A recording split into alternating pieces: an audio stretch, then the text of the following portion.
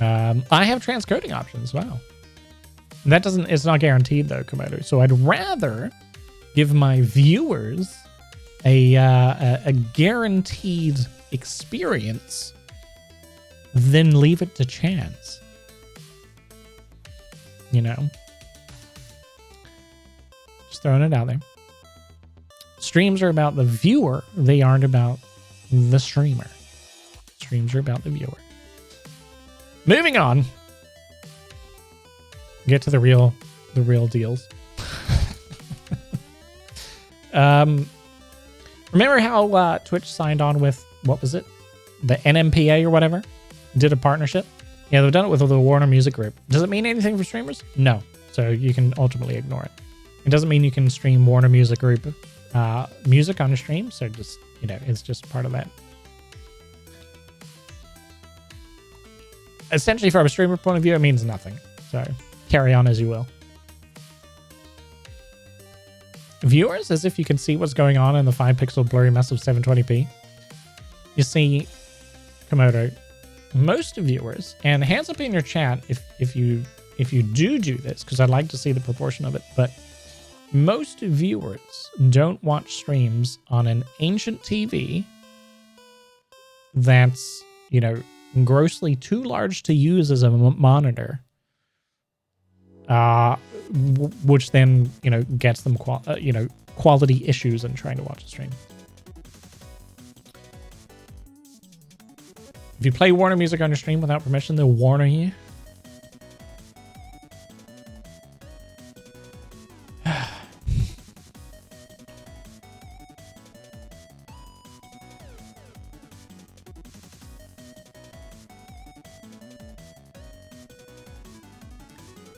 Moving on. Does anyone know about NFTs? Do you know what an NFT is? There's this weird... Have a good meeting, Komodo. So there's been a couple of cases of this recently as well, but this app, Eternal.gg, is formalizing it, where a streamer can convert a clip from Twitch or even from your social media into an NFT, and then sell it on the Eternal.gg network. I have my issues with it. So yeah, for trading Twitch streamer clips. Now, there's been other reports of this where people are selling other people's clips, which I have a feeling you're not allowed to do unless given prior permission to do so.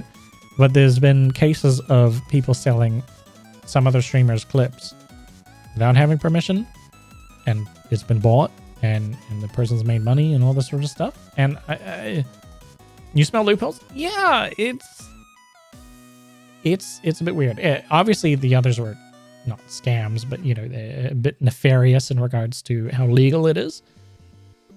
But I gotta say, the only people who are in on NFTs are people trying to make money. They're not there for any other reason. And because it's this whole new system, there's so many ways to make money, but it's very morally questionable. It seems to be the only people who are into NFTs. The people who want to make money and throw whatever they can into the NFT stuff, and the people who want to buy and sell NFTs to make money.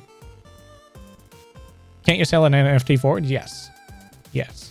So the way NFTs work is it's like a trading card, if you will. Well, a little less like a trading card. You buy an NFT, right? You spend a certain amount of money and you give it to the creator. And generally speaking, you can on-sell your NFT so someone else can buy it from you and so forth. But a percentage of the sale price for every subsequent sale along the chain goes to the original creator of the NFT. And that percentage can change. But say if you sell an NFT for $10,000 to someone, you get, say it's 1%, or 5% or whatever you want to call it, whatever percentage it is. If that person then sells it on to someone else for, say, $1 million, the original person gets a percentage of that, whatever the percentage that is, be it 1% or whatever. it doesn't go to all the previous sellers. It just goes to the original creator of the NFT. So the person who mints it, so to speak. So in a way, streamers have the potential to earn a sizable amount of money if the clip is really good, for example. If you have a really good clip from your stream, you clip it, create it as an NFT, sell it on. Every subsequent sale from that, you get a little cut from every sale price. Obviously, that clip's going to have to be fucking amazing for people to want to spend decent money on it. But that's how NFTs generally work. So it's better than a painter who sells a painting and only gets one amount of money from it. And then if that person sells the painting on, the original artist doesn't see anything. So in a way, NFT is good for that. But the whole system and stuff is a bit messed up. So anyway, the system's like, hey, yeah, you can sell clips as NFTs. And where is it? There was a quote in here. They're looking at concentrating on just the top tier streamers at the moment. So the popular ones. So unless you're a top tier, like that top 1% of streamers, your clip's going to have to be fucking amazing. Anyway, this is something that's happening. I don't agree with it. I don't like the NFT side of things anyway. There's all sorts of concerns about it, not just how dubious the process is, but how it affects the environment. So if you dive down into it, the creation of NFTs and stuff uses a lot of energy, which obviously a lot of people are going, it's not really good for the environment, burning up all this energy to make a profitable clip. But that's a separate discussion. But FYI, if you want to, try and sell your clips. Good luck to you. Good luck to you. But I guess, hold on, let me see if I can find it. The current craze at the moment. Let me steal this one tweet. The head of gaming at YouTube has gotten into NFTs. At the moment, it's still images like this. That's an NFT. One person owns this and has paid decent money. Same with this one. There's I think it's a kid, or now it's a trend of people making these pixel art images and selling them as NFTs.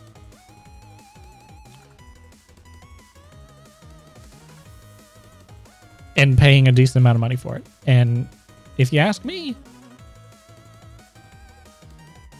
it doesn't make a lot of sense, right? It's like a teenager is making these and making a huge amount of money doing it. So NFTs is meant to be like you own this piece of art, right? Or this, even though it's digital, you technically own this piece. Well, guess what? I can right-click save as image, and now I also have a copy of it. What are you going to do? And this is what I don't understand. There's heaps of people that defend the NFT space. They're going, yeah, you can save a copy, but you don't own it. I'm just paying lots of money for a version of something that instead I could have right-click saved as image for free. Yeah. So while someone paid for this, I literally could right-click, save as image, set this as my Twitter profile. Ooh, what are you going to do? You paid, a lot of money for it, but what are you going to do? You can't stop me. Just, if you own it, you can use it. Yeah, technically, yeah. Yeah. You don't even think you can say you own it? Yeah, you don't own the copyright to it, apparently. It's weird. You get a receipt that ultimately says you own it. And I think you can use that and get other people to take the image down. I think. But try doing that with the whole internet, It's so stupid. And people are exchanging huge amounts of money for this. Yeah, you own the receipt. That's all you're paying for is a receipt. But it's like, as soon as an image hits the internet, you know, it's on the internet and there's more than one copy of it. Good luck trying to get people to stop using it simply because you paid a lot of money for it. Like, it's so stupid. On that note, I don't have a tweet for it, but Twitter have announced they're developing a process where you can set your profile picture on Twitter as an NFT that you've purchased. So if you've purchased an NFT through any of the like NFT networks, you can connect those networks to your Twitter account, and you can then, like, you know, if you've got an NFT, you can make that your profile picture. And the commentary I've seen on this, there's people who are like, I will dedicate my entire life to finding people who use this and have their NFTs as their profile picture.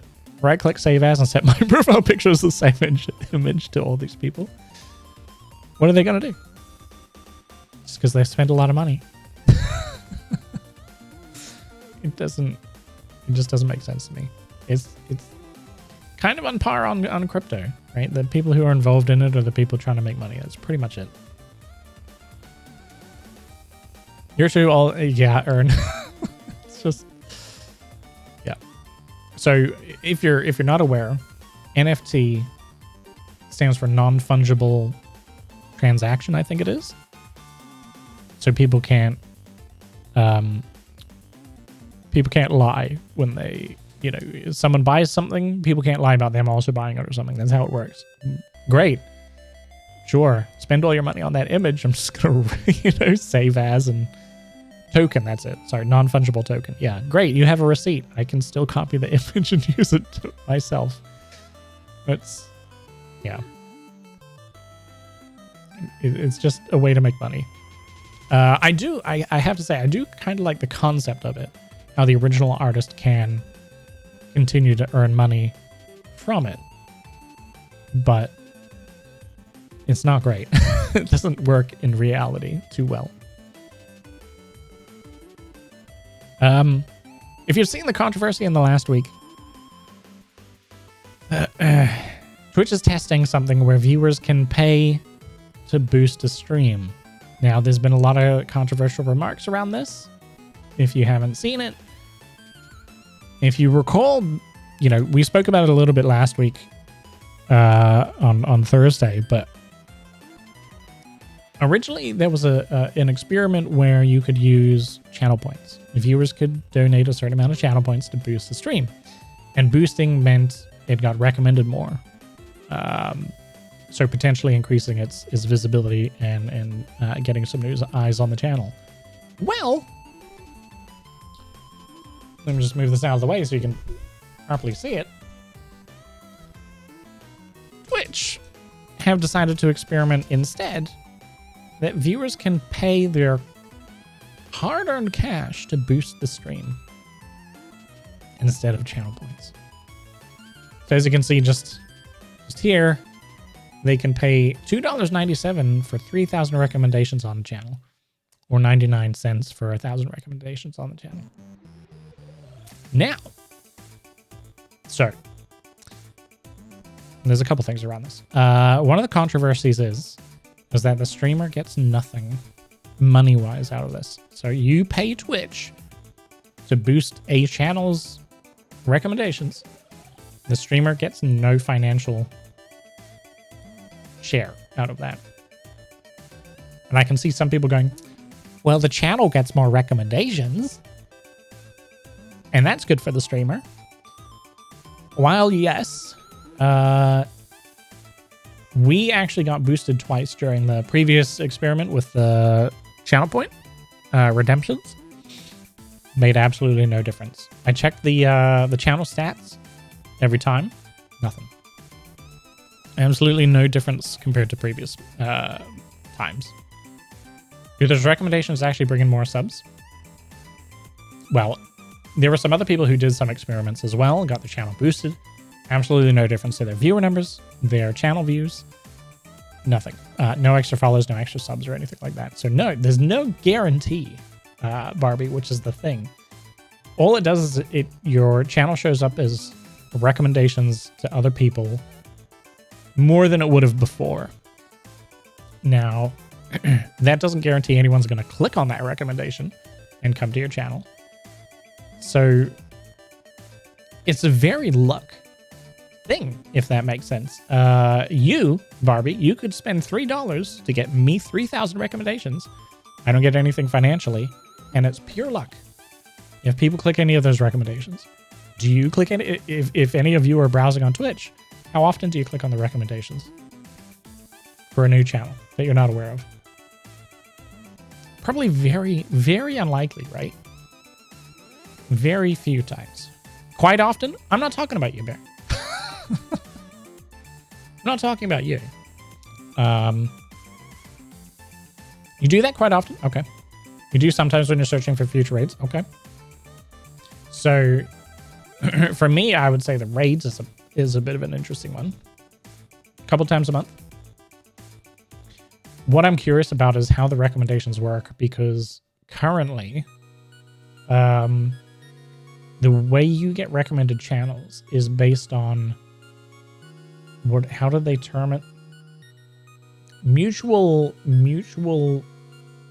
channels. So say I frequent your channel often, Bear. The people who follow you, if they're streamers themselves, I might be recommended their channels because it's like a mutual connection between us, so to speak. I get recommended channels of the people who stream who are closely tied to other channels that I frequent, so to speak. There's then also recommendations based on the category that I watch a lot as well, or categories I watch a lot as well. So if I watch a lot of DVD streams, for example, in the DVD category, I'll be recommending some other DVD streamers as well. So if I'm already being recommended channels based on that criteria, and one of those channels gets boosted, does it just get boosted a lot more amongst my recommendations?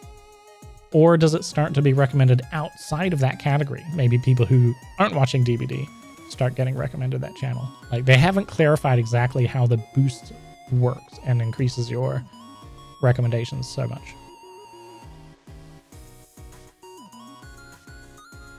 Yes, there is a link to see how many people clicked on it. You're right. Yeah, I've seen that in the stats. No, I have seen that in the dashboard. So now you can see how many people clicked on it, but yeah. Sorry, let me see if I can grab it.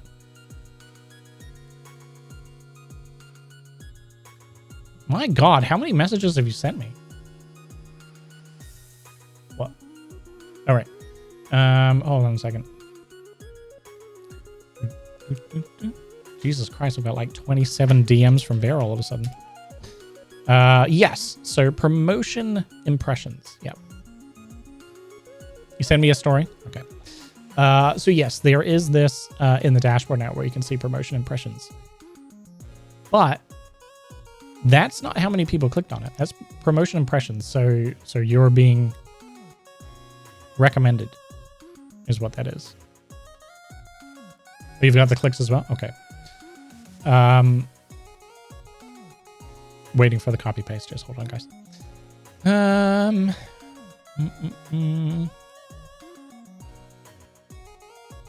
Promotion clicks. Yeah. Okay.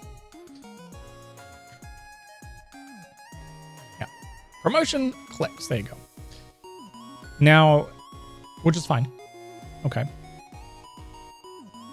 Where this annoys me, though, is the disconnect between who's paying and who sees the results, right? It's not me as the streamer paying, and I wouldn't actually have so much of an issue with this if I as a streamer could pay to promote my stream, because you look at any other system, YouTube, you can pay to promote your stream, you know, Twitter, Instagram, all this sort of stuff. You can promote your own content monetarily, right? You can pay for it and it'll get pushed more. That's a normal thing on most platforms.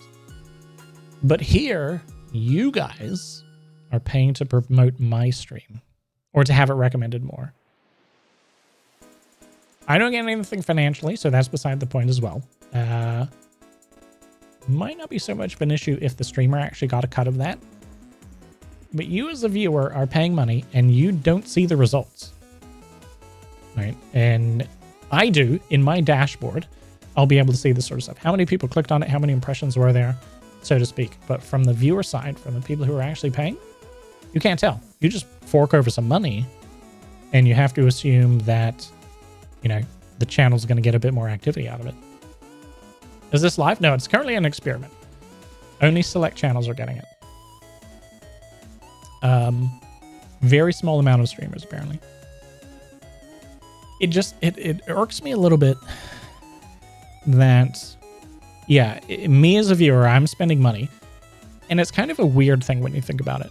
If I was the streamer and I was wanting to promote my own channel, then spend away, right? If you're looking to invest that kind of money in your channel to try and increase its viewership, spend away.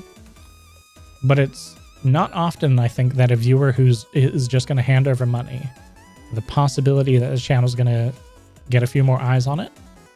Yes, as a viewer, I love to support some streamers, and I want to see them do better, and I want to see them grow and stuff. But there's no guarantee on this. I'm just giving over money for the chance that those recommendations will be clicked on. But I'm not going to see any results. I'm not going to know. So it's just a very weird process. You know, if you go onto Instagram, you're not paying for other people's posts to be promoted. So it's a very weird mentality. Crackle in the background going, don't give them ideas. That's exactly it, Barbie. Throwing money into the void and hoping, but it's not benefiting you either. You're throwing money into the void hoping it helps someone else. So it's like, it's even weirder. I don't think it's gonna, considering its huge amount of negativity, I don't think they're gonna roll it out.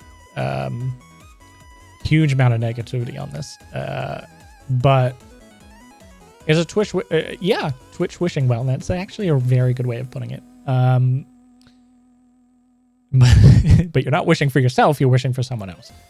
I don't think they'll launch this because they've done some experiments in the past that have been very negatively received and they haven't launched it. In Twitch's defense, though, a couple people within the Twitch team have come out, and they've said this before as well. Twitch experiments a lot. You don't always know the experiments that they're running, but they experiment and they see what people think, and that's how they figure out like the direction of the platform, right? And they know some are not going to be received well, but they try it anyway. You never know. They do this a lot, so I wouldn't. There's a lot of people that are reacting like this is the next thing, like this is happening, even though the terminology for it is this is an experiment. We're just seeing how it goes. You know, give us your feedback and stuff. But there's so many people that just knee-jerk react, and they're like, oh, Twitch is becoming, you know, their corporate is showing. And it's like, just calm the fuck down. Like, you know, give your negative, give your I don't like this, and they probably won't launch it. Just calm down. Anyway, so yeah, it's to me, it's weird. To me, it's weird. If it was the streamer paying, I wouldn't think it was so weird. But the fact that they're asking viewers to pay and the viewers have no idea, it's a weird way of doing it. Let the streamers pay. Let the streamers pay. You know, hand over $5 and, you know, give me 5,000 recommendations. Fine, because it's like any other platform where you can promote your own stuff by paying. It's an way of doing things. Yeah, it is. Yeah. Speaking of money, though. Hold on. Can I play this? No, this is a GIF. Separately, Twitch is launching audio ads, which I'm not sure if you can notice because it's kind of small, but during a stream, a little like notification will come out, and what will happen is the audio will overtake the audio of the stream. You won't miss the actual video content from the stream, but the audio will change to an ad. So it'll be like a 30-second ad or whatever of whatever. That's dumb. It's unhealthy. Yes. So I do have to say it's better than the full video ads, because that was the problem with full video ads, is you would just miss whatever's happening completely, right? In the context, yeah. So hold on. So it's better than the full video ads, Although now the video gets pushed to the top right. So like, while it's tiny and you can't really see anything, you don't necessarily miss all of the content during a video ad. Yeah. There was someone's comment to this. I wonder if I can find it.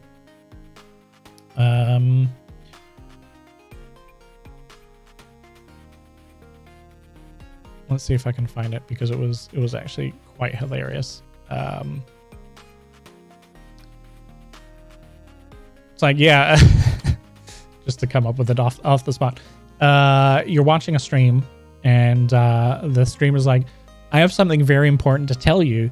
Audio ad comes up, and it's like for something really cheery and like, oh, come to Audibly where you can read your next, comedy book and little excerpt from the book, while the streamer's like bursting into tears and like having a complete like mental breakdown on stream. But you've got this like unrelated audio ad overtaking the audio. So it's less destructive than the full video ads. But again, you could miss key audio moments. Or, what if you're watching an ASMR stream, for example? And that could be really disruptive for ASMR. You're listening to a really calming voice, and then, hey, have you tried the new Coca-Cola? Comes over the top of it. Could be really upsetting. Anyway, that's coming out. Video ads will remain the most common type of ad, but will fill ad breaks when video ads aren't available. So I'm curious if this replaces pre-rolls in the same way. So if I manually run an ad, it's either going to be a video or an audio ad. We don't have the details on that yet. So you're either going to get a video or you're going to get audio. I don't know. Might be chance. It's like cold callers getting old people that have zero common sense. Those will be the people who will pay. Yeah, you're probably not wrong there. In regards to the recommendation one, it's just the wrong way of doing it. But yeah, like I say, they're less destructive than the full video ads, but it can be very, disruptive to the content, depending on what kind of content you're watching.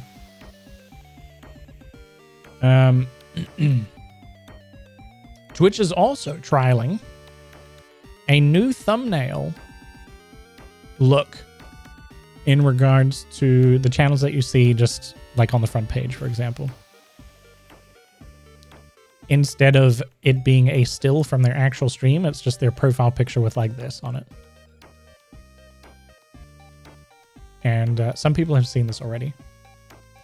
I'm not sure which is better. I'm not sure why you would do this over having a still from the stream itself. They saw avatar frames from Steam. Actually, I know why they might do this. Can anyone guess why Twitch might prefer this sort of style over an actual still frame from the stream? Welcome, Space, by the way. Why not let the streamers choose? Yeah, maybe there might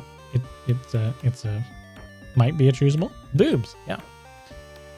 I'm not sure how many of you are on Twitter. At least I've seen it on Twitter. It's probably on other social media and stuff as well. But the amount of people complaining that they go to the Twitch front page, even when not signed in, so it's not based on their recommendations, and there's a hot tub streamer on the front page, like right there. Can't miss it. And this is potentially the fix for that. As well as when people do manage to sneak porn on the platform and stuff like that. This is why you never go to I actually go to the front page quite a bit myself. But, boobs are boobs. I don't have a problem with seeing boobs, but when it's not logged in and you might have kids coming onto the platform and all this sort of stuff, then yeah, Twitch has a front page. Yeah, this. Yeah, sometimes, some of the streams down here and stuff will have like hot tub streamers. See, if I scroll down, let's see what we've got. No, look, we don't have any questionable stuff here, but every now and then it happens. So yeah, anyway, that's also being done. And a few people have screenshotted it and shared their examples of what they see. It's profile picture and then that. Probably to combat hot tub streamers and all that sort of stuff.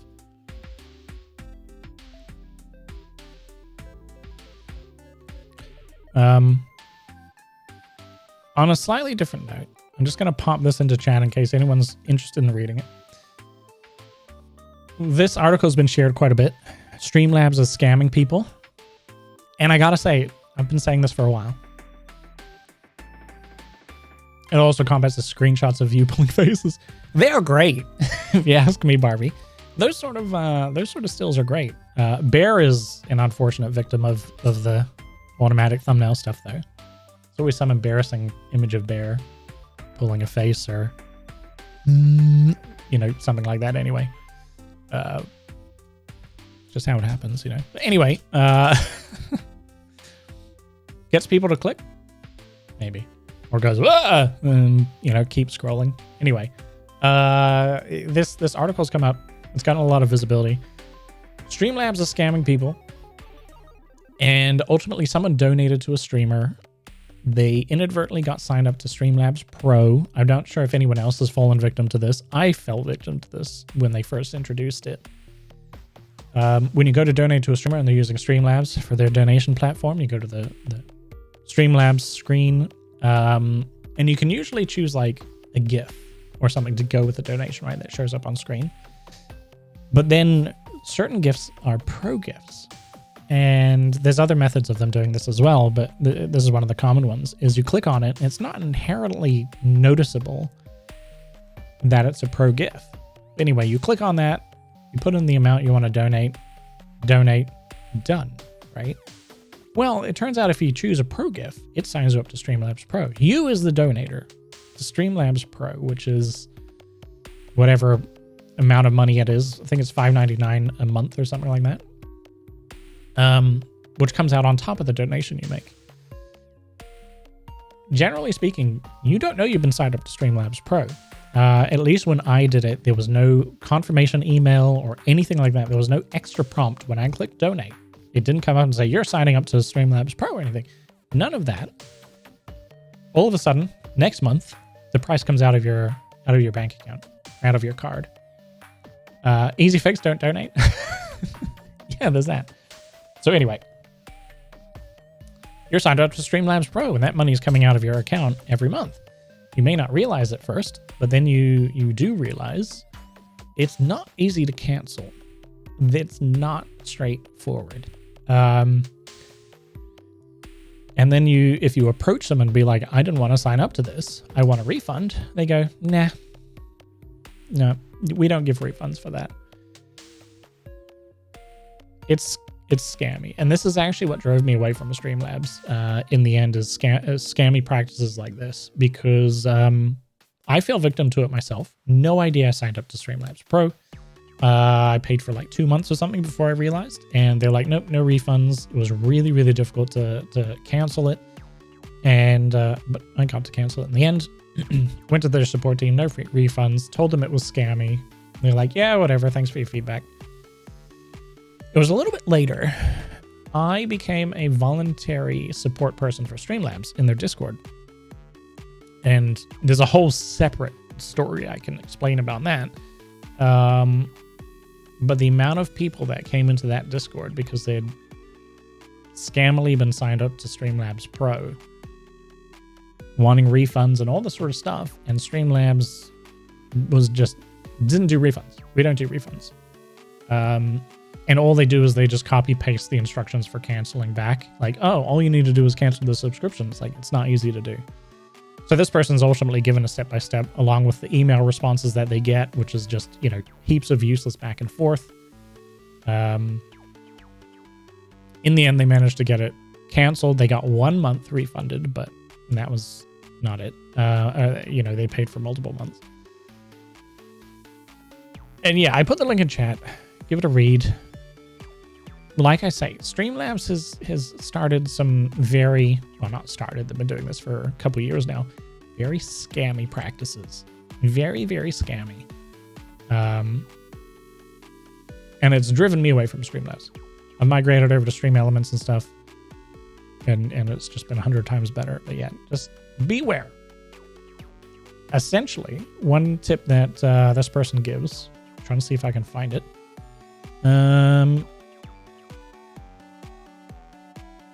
No, Not sure where it is. You as the streamer, if you're using Streamlabs as your donation platform or alerts, whatever, you as a streamer can go in and turn off the option of having the pro gifts in the donation page that people are sent to. So you can help protect people donating to you from inadvertently signing up to the pro program by removing the options. There's a couple toggles that you can turn off. Are you told that? No. Is there instructions to do that? No. They don't advertise it whatsoever. It's noted in this thread, though, that there is the option for you to be able to do that to help protect your viewers. FYI.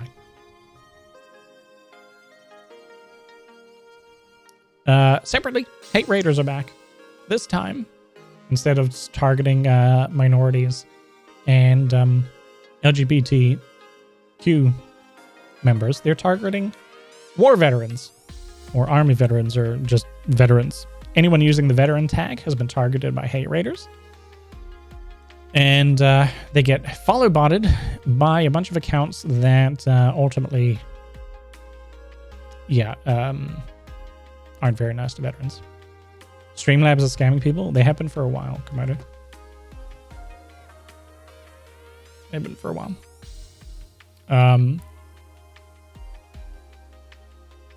So if you, or if anyone you know is using the veteran tag, just a heads up.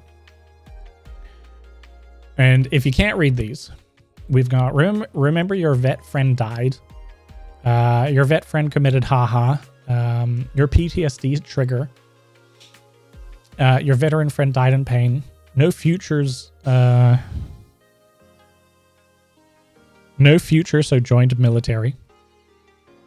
Etc. Yeah, they're going around hitting up people with the veteran tag. So, Twitch is suing people who were doing the hate raids. Hasn't stopped them, if they're even all the people that were doing the hate raids. So, FYI.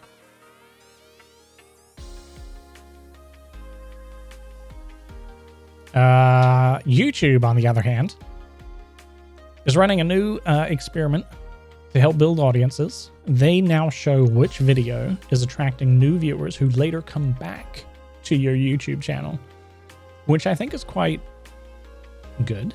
So you'll get the list of your videos, new viewers who returned, and it'll give you like high, very high, etc. So when people are returning. My Senna, how you doing? What the actual fuck? Why the hell would you even think of doing this to veterans? Because there's people who have nothing better to do with their lives, MF. Is ultimately it. Why are they hate rating people of the LGBTQ community? Why are they hate rating minorities? Now, they're targeting veterans.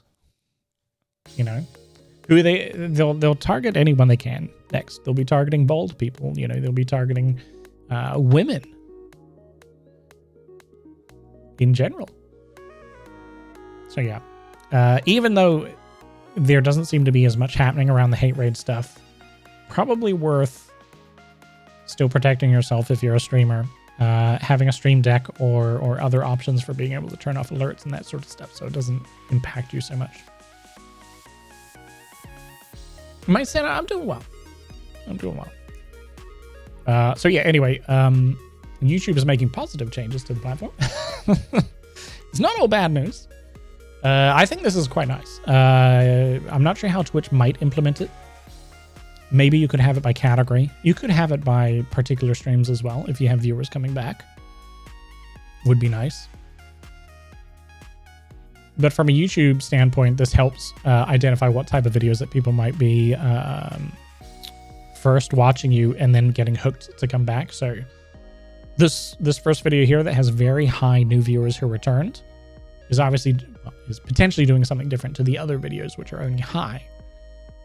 So from a creator point of view, that would be really helpful to know what is going well and what might not be going well so much.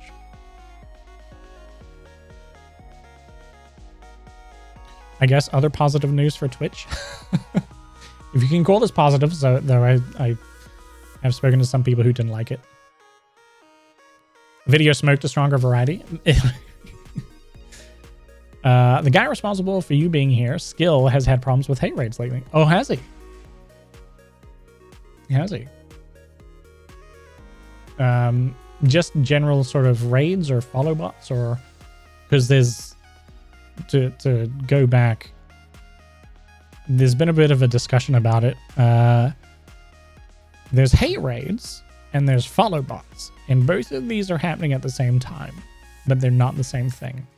Hate raids is where it's either accounts spamming a whole bunch of stuff in chat that's hateful, or derogatory or whatever, or there's particularly targeted attacks of account names, like the veteran one, for example. While this is a follow bot, the names of the accounts are particularly targeting people, right? With just the names and language being used and stuff. Aside from that, there are follow bots going around where you get followed by 100 people and all the names are just random. They're not particularly targeted. They're not derogatory so much. It's just nonsense. They're two separate things, right? The hate raids are particularly targeting.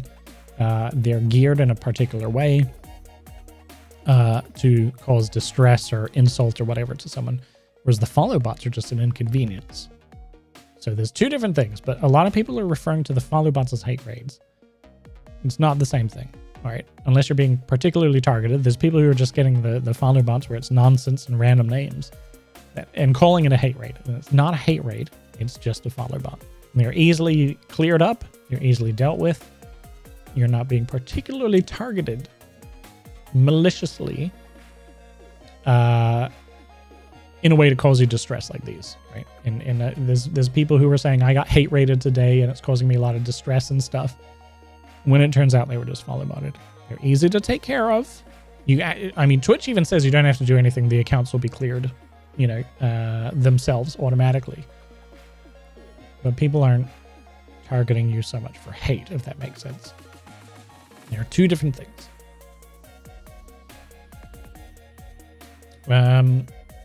Your main streamer also always gets the one odd guy coming in complaining, hey, why this female avatar? Some banned swear words and so on. Some people. My sinner, some people. It was a bit more specific. There's this other YouTuber that got banned in Skill's Discord and then started blackmailing, harassing Skill. That's specifically targeted, yes. But wow. Don't you have anything better to do in your life? Jesus.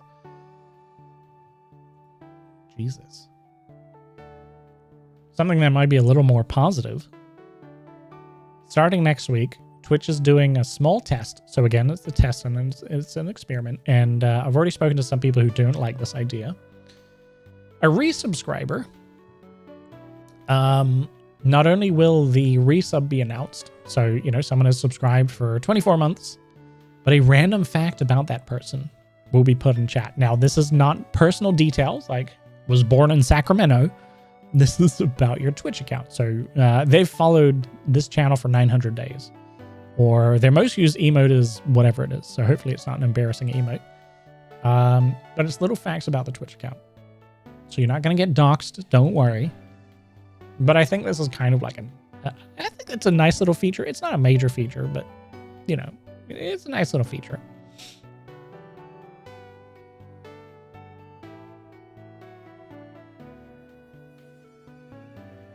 Haas the bot boss, yeah. Like to do bad jokes in chat. Yeah. Komodo is resubscribed. He's really shit at puns. Yeah, stuff like that. Yeah, they currently live at 123 Street in the city, state, so forth. Their personal mobile number is... It would be funny if it turned up that way. It's like shit at puns, yeah. You're a professional pundit?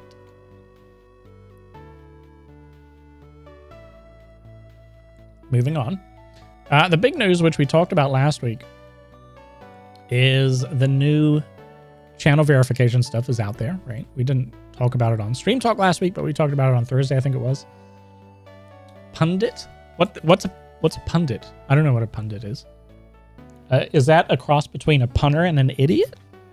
Is that like a, where you blend two words together? I think that's it, right?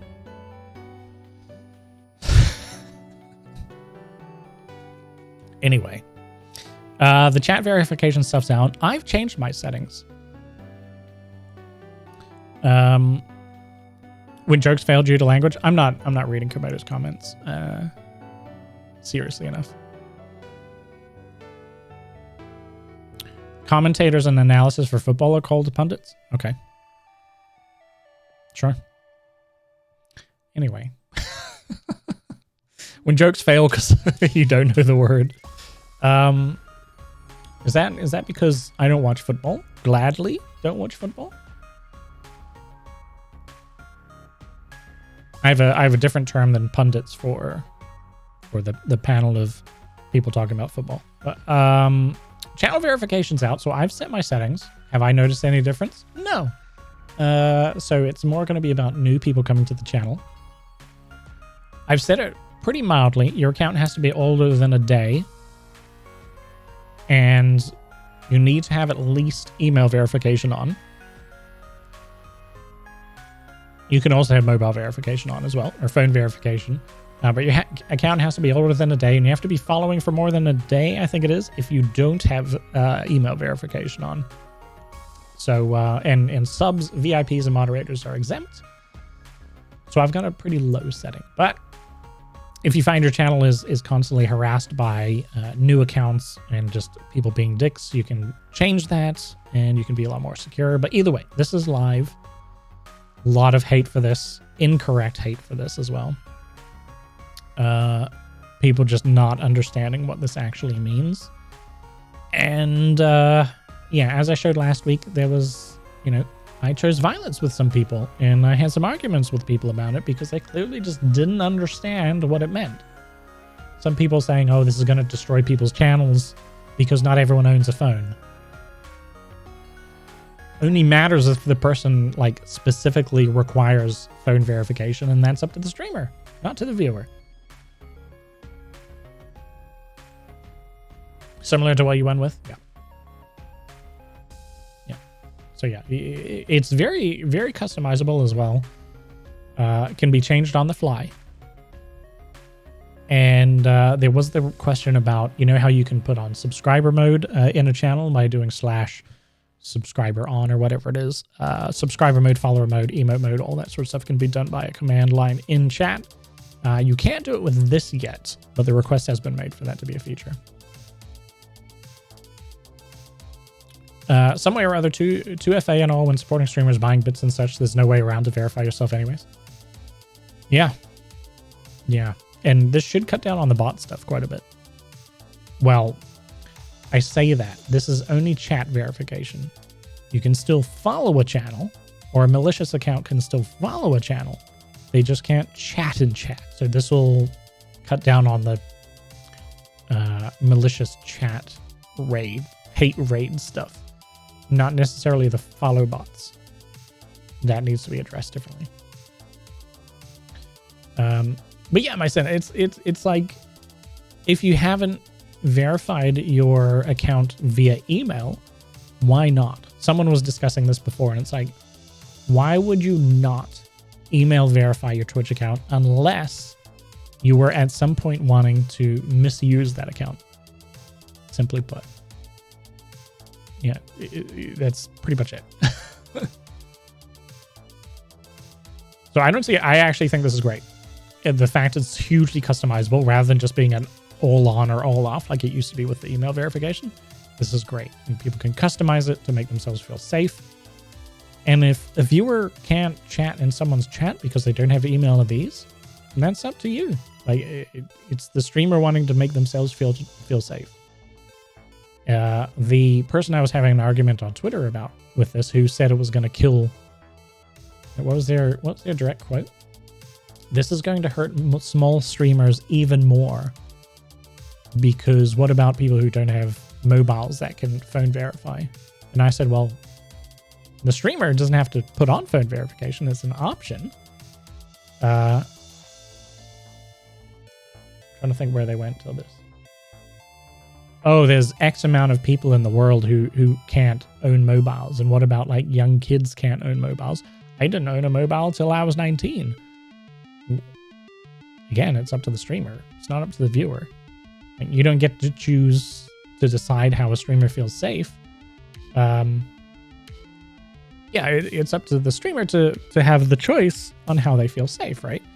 And I said, if you find that a channel has enacted too strict a chat verification where you can no longer chat, if you really like the channel, contact the streamer, contact a moderator, and say, I'd really like to watch your channel, but I can't because I can't phone verify. And this person's argument was, well, streamers don't always listen to their viewers, and how are you meant to contact them? I was like, Whisper? Social media? Discord?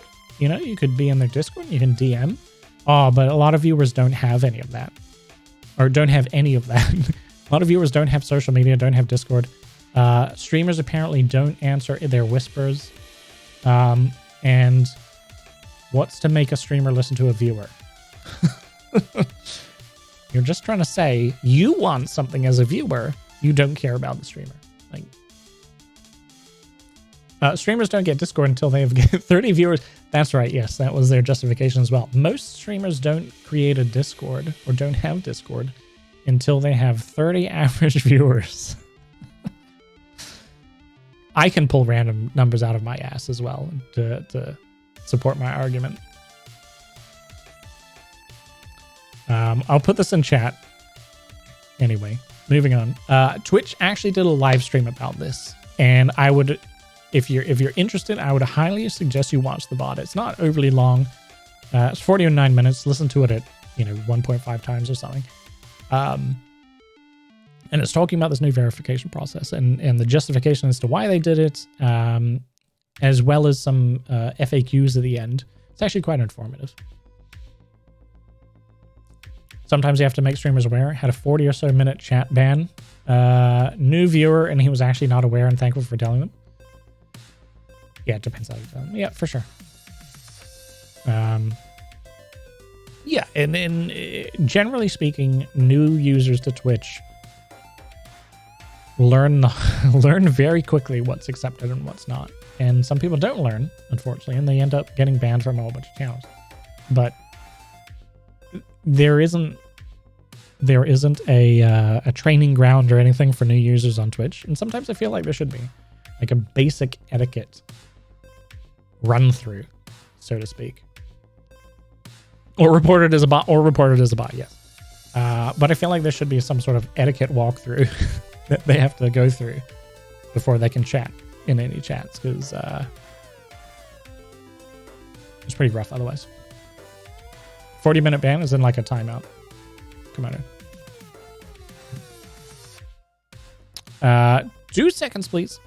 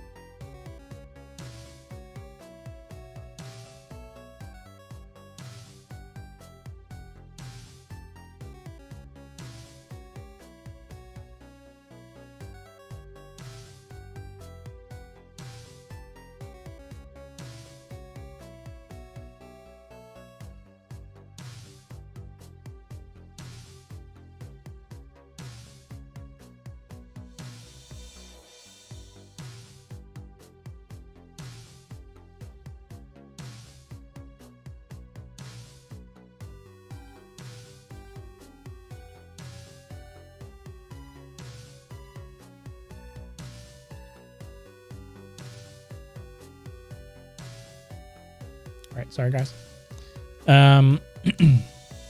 You can only talk after 40 minutes as a new user. Oh yeah, there's that restriction as well. You can apply to a channel. Yes, that's very true.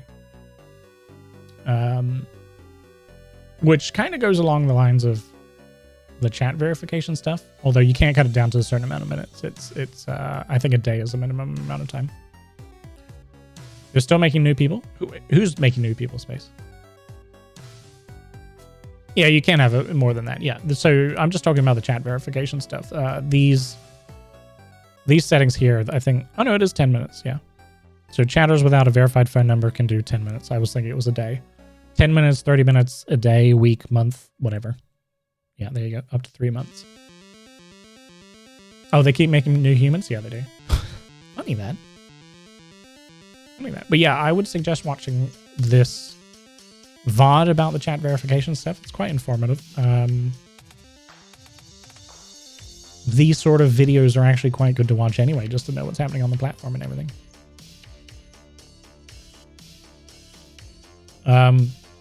Separately, I put out this tweet just as I was going live. If you've got Discord, set up 2FA. Like, I swear to God, any account, set up 2FA. There's a huge spate of Discord accounts being compromised and then being used to spam scams across multiple Discords. Today alone, I've already banned, I think, 4 accounts from one Discord, which is spamming the same Discord Nitro scam. And they're actually legitimate accounts. They're not just bot Discord accounts. They're legitimate accounts that have been taken over. And a lot of the times, the people who own the accounts have no idea. And they get banned, and then they're like, oh, my account got hacked. Like, yeah, because you didn't have 2FA. My Discord account was was trying to be taken over a couple weeks ago, actually. I was getting 2FA pings from, well, it said it was from Iran, but it was probably through a VPN through Iran. But, yeah, they're trying to take over accounts all over the place. And with me getting the 2FA ping, it means they got my password right. So I've changed my password, but it means they were getting my password right. They just couldn't get past the 2FA. So yeah, enable it if you haven't already. Because what will happen is these accounts are being banned across servers, but they'll eventually be shut down by Discord themselves as a spam account. So you'll lose your Discord account. Do it. Do it now.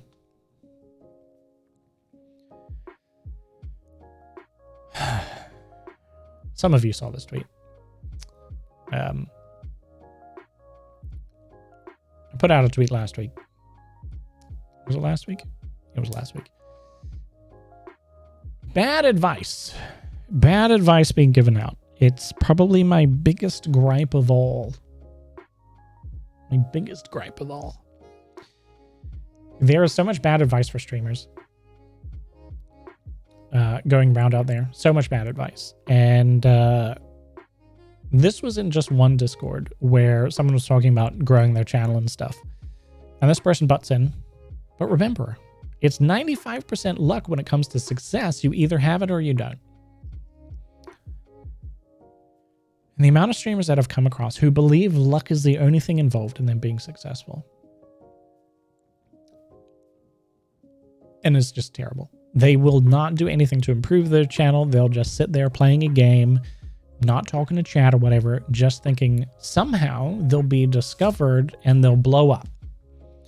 Not the fact that their content has to actually be enjoyable to blow up, but that is just luck. And the way I see it, it's not, well, there's a shred of luck, but the luck is tiny. You still have to have good content, right? You can't just be this Rocket League player who streams to no one and doesn't talk to chat, because that's one of the people I spoke to who believes it's only luck involved. The harder you work, the more you increase your potential to be in a place to get lucky. That's not the best way to explain it. The harder you work, the more work you do. And I mean good work, not just work. The right work, the higher your chances are of being I guess, discovered by people by putting you in the right place at the right time, if that makes sense. It's still a shred of luck, but you don't just have luck. Like the people who are really successful streamers weren't just streaming to no one, not talking to chat, with really shit content, and all of a sudden they blow up for no reason, and then that's why they're really successful. It doesn't work that way. They put in hard work, and it put them in the position where they can then succeed. Luck is to run into the right people to join community who help you along growing the project. Community team, sometimes, but my Senna, there are a lot of communities and a lot of teams out there who don't provide anything to its members. They're only there for the members to provide something to the people who make or run that community or team. There's a lot of scam teams out there. And they can call it whatever they want, and they can make all sorts of promises. There's so many, stream teams out there that are all, oh, we'll help you grow and we'll help you succeed and all this sort of stuff. But really, the entire purpose is for all of its members to boost the person who runs the team, frankly. And yeah, no matter how they color it, generally speaking, it's not, its purpose is not to help the individuals. It's just to help the person who runs it. So yeah, but yes, there are some who are really helpful. Yes, you do need a community behind you that helps you, obviously.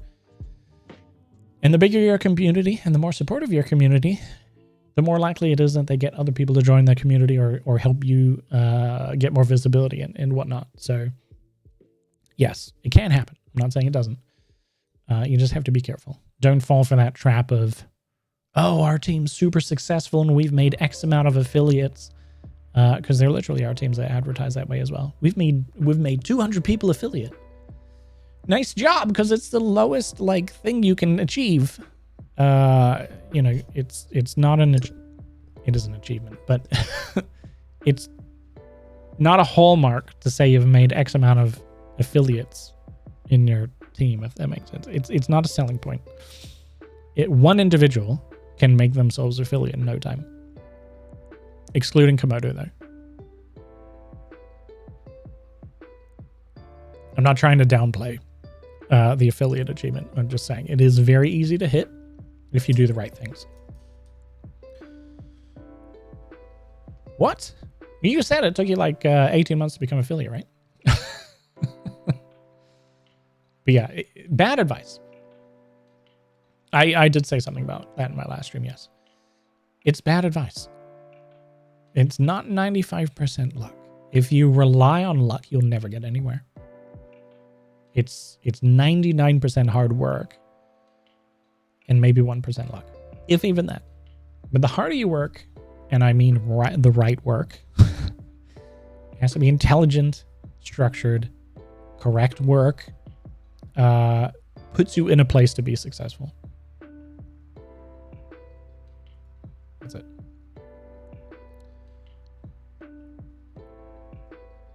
Throwing something out there. I did this earlier in the day as well. And I've spoken about this previously as well. I think I actually have an entire stream on YouTube about this. A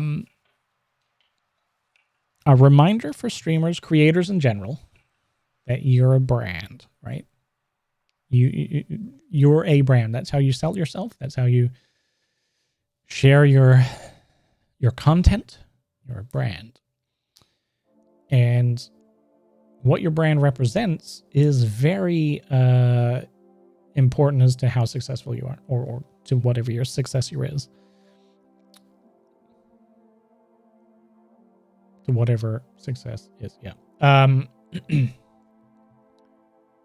And as I've said before, all your interactions are part of your brand as a creator, right? Businesses is the same. Say McDonald's, for example.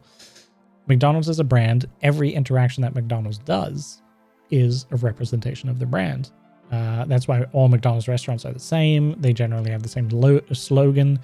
And when it comes down to people who manage the social media for McDonald's, for example, are meant to provide the same sort of tone and the same sort of response and the same sort of treatment, because that's the brand. That's what people expect.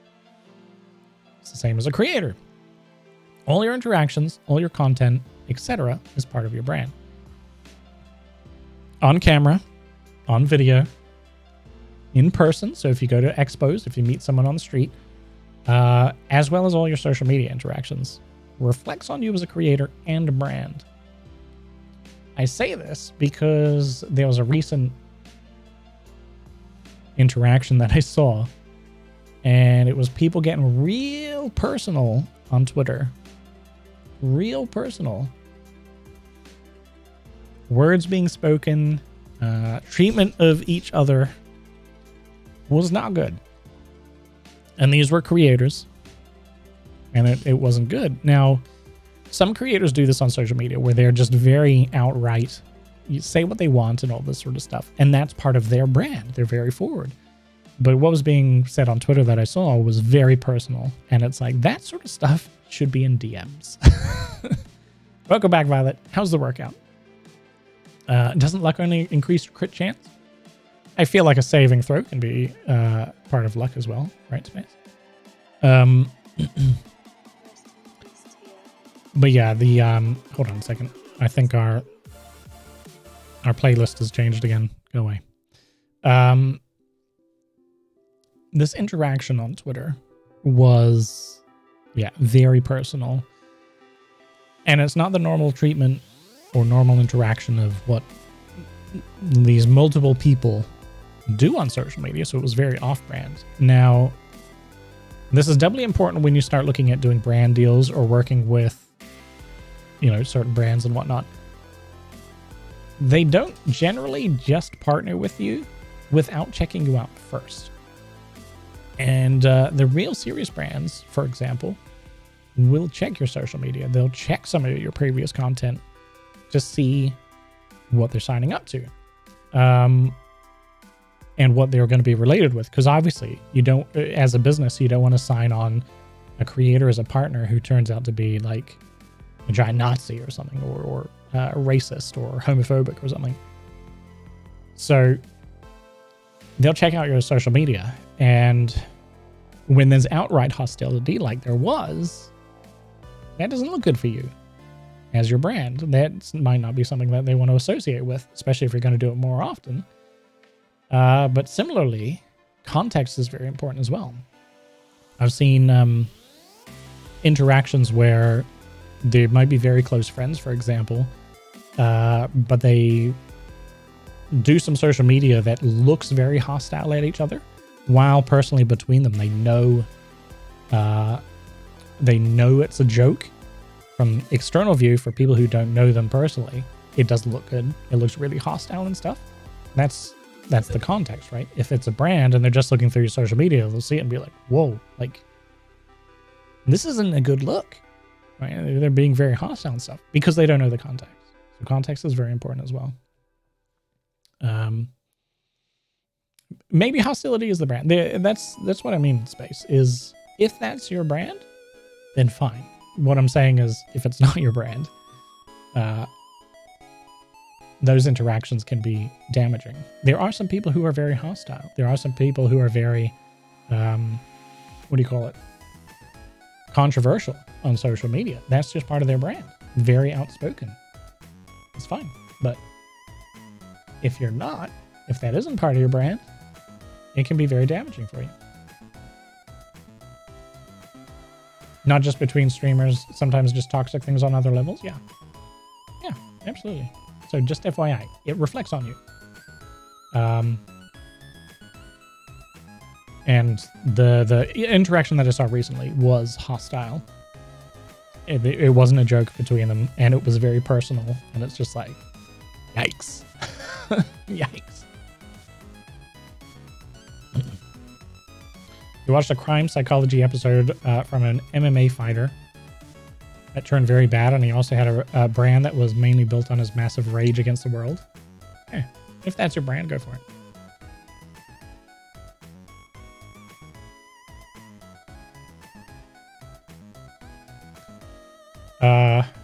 How would you deal with what you could call fragmentation? Many different channels going on Discord, Twitch, Facebook, YouTube. That's part of growth as well, to make it easy for newer streamers. How How do you mean in particular, my setup? Because from a streamer point of view, for growth, that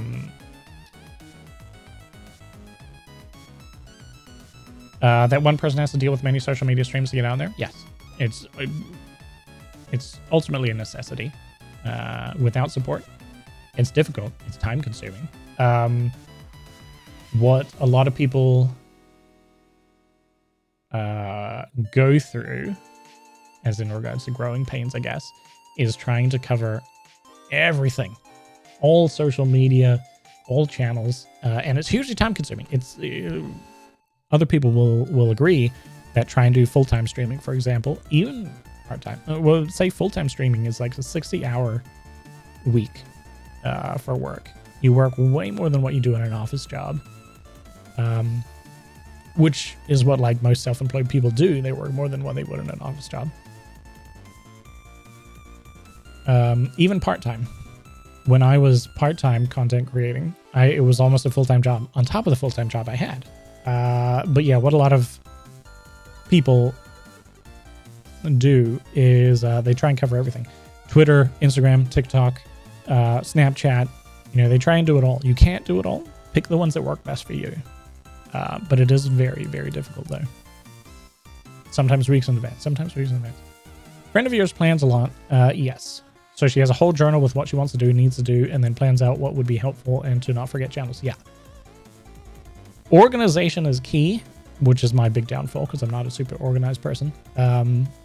Organization is definitely helpful. There's tools to help plan posts and schedule posts ahead of time. So yeah, it's being organized, having a planner, and using what platforms work for you. Not all platforms is better. Some things definitely need to stay out of the public eye. Yes, Dave. Agreed. 100%. One media to concentrate on and then grow once you got moderators? Well, generally speaking, moderators don't do that work for you, Mycena. So none of my moderators do my social media. I have moderators in my Discord in case we have any problem people in the Discord, like what we have in the channel here. But all my social media is done by me. The content that goes into the Discord is ultimately done by me. That's my content anyway. Patreon, social media, my content plan for stream is all done by me. When you get to a certain point, there are streamers who pay people to handle their social media or, whatever, be an agent and so forth. But generally speaking, that's, high because you have to pay them. But no, generally it's the streamer does it all, and it's tough. That's why I say don't do all social media on top of your stream and your Discord and all this sort of stuff. Find one social media platform that works for you. So I prefer Twitter myself. Once you've kind of got that routine down and you're used to it and you have you can manage a plan and stuff, then maybe start diversifying into other platforms like maybe TikTok or YouTube or Instagram, whichever ones work for you. Yeah, Twitter, TikTok, and YouTube. Even 3 is a lot. Even 3. And depending on which platform it is, might require more work as well. YouTube, for example, there's a lot of work involved in YouTube, so it might be a little too much. Twitter is conversationalist. You don't have to produce a lot of content to go into Twitter. TikTok's kind of similar to YouTube. You got to record video and all this sort of stuff. It can be a little more daunting. Similar to Instagram. All very visual, so you have to create content for it. Whereas Twitter's conversational. Reddit, is conversational as well. But yeah. Tuesday YouTube, Wednesday Twitter, Thursday YouTube, and Instagram. Yeah, if you can plan it, yeah,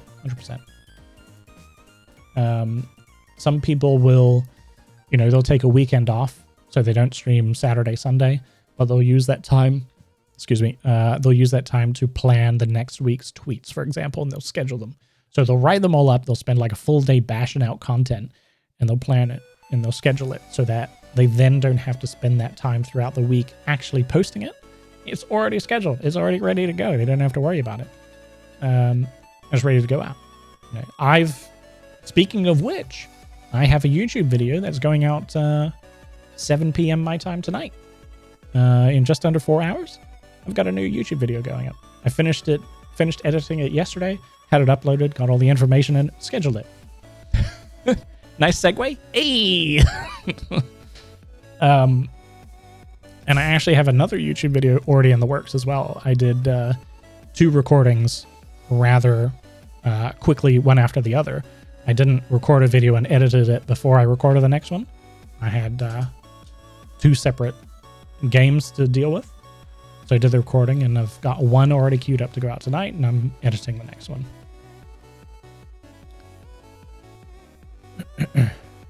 You were quite active and rather successful on YouTube with blogs, so you know many things, just nothing that really helps. I think the hardest bit, my Senna, is finding what works for you. That's what I've struggled with anyway, and I know a few other people struggle with it as well, is finding which platforms really work for you with the amount of time you've got, your style, and you know, just what works best. Like I say, Twitter is more conversational. I enjoy that more than having to set up a nice, pretty picture and editing it and touching it up to post on Instagram, for example. I tried Instagram, and it's just, I really struggle with having to create a nice, eye-catching picture, because that's what it's about. To then have the blurb underneath it, you know, if that makes sense. So yeah, Instagram, I have it, but I generally don't post on it because I struggle with that a bit.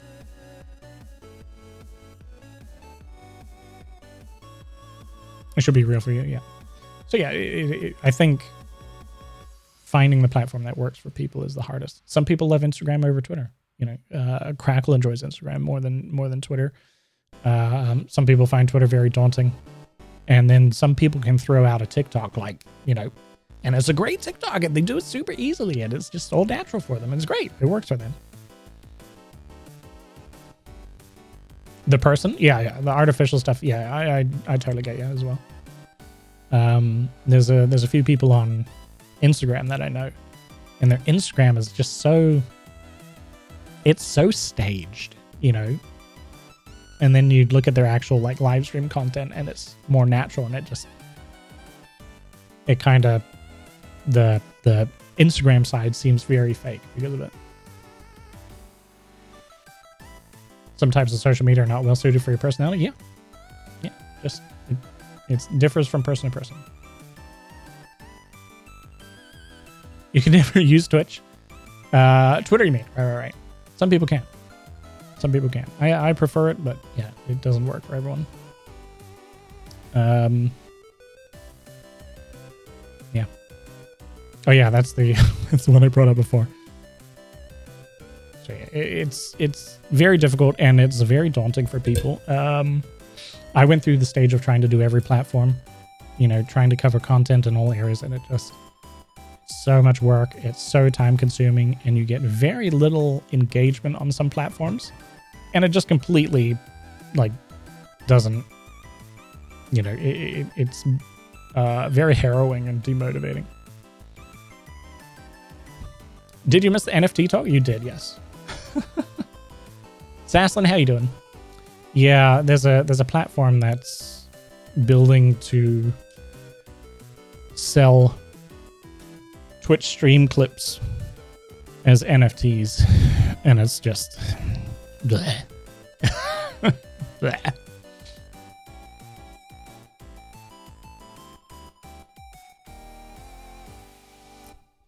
Instagram stories and reels are very different from the pictures people post. Yes. Yeah. It's a weird subculture to the types of pictures people post. Yeah. I mean, Instagram stories and reels, kind of the same thing. Very much like the TikTok thing, which doesn't fit with Instagram's normal culture, which is like very polished, very set up, very staged photos, generally speaking. And yeah, it does have a strange disconnect. NFT is new follower trading, non-fungible tokens.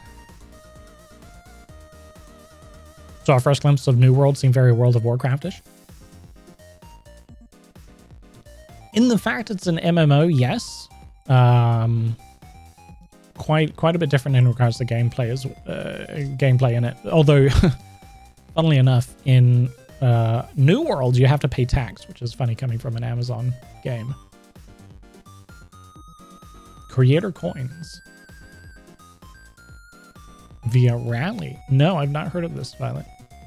Do you have an example? If it's what I'm thinking about, I know TLD Academy had his own community coins minted, which are very cool. Collect stuff, develop skill, make stuff. Yeah, essentially, Assassin at a very basic level, yes. Felicia Day just released her own crypto coin. Yeah, if you've got a link, pop it in chat. Interesting if it's a crypto coin. Let me see if I can find the one I'm thinking of.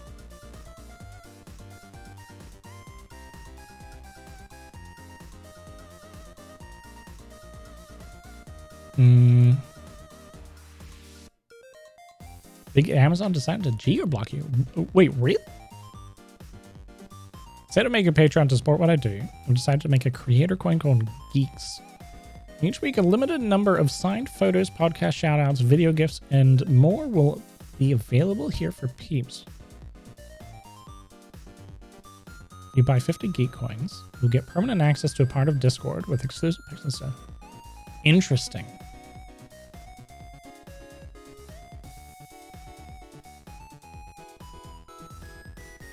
Interesting. Where are you, Mycena, if you don't mind me asking? In the middle of the European Union, yet you're blocked. Why you can't buy certain articles there? In the last channel? Austria, really? Interesting.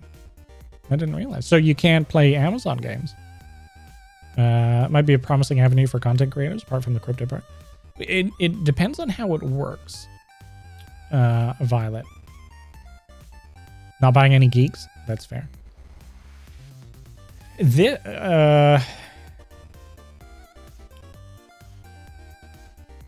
Interesting. So this is an interesting concept. Rather than just your standard crypto coin stuff.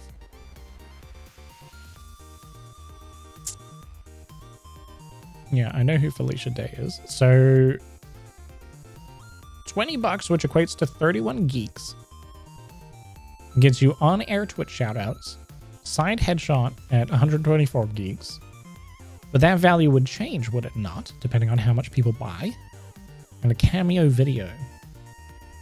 You get special Discord access if you have 40 geek coins, which the price will change, right? So that exclusive access could become cheaper or more expensive. You can sell you streamer SAS coins. You only pay 50 euros each and can then tribute your favorite streamers. Those and streamer gets 5 euros on each token bought.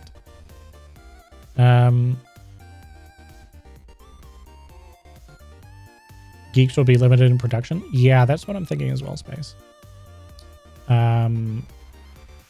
This is an interesting concept. So there's crypto, which is, you know, it's crypto. It's like any sort of currency. This is an interesting way to apply it.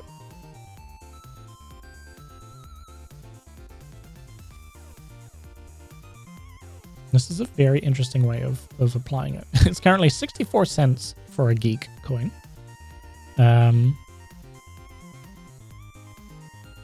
Thanks for pointing it out, Violet. Pointing it out. You can see the price value. As usual, after launch, it usually goes down.